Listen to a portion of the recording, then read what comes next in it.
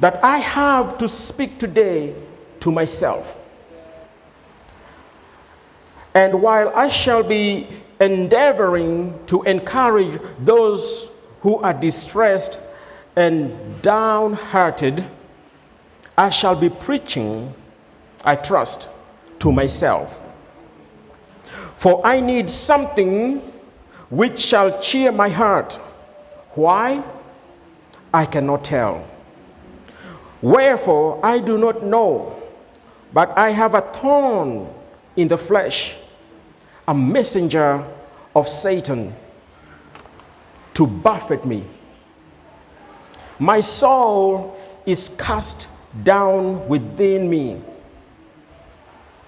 I feel as I'll rather die than live.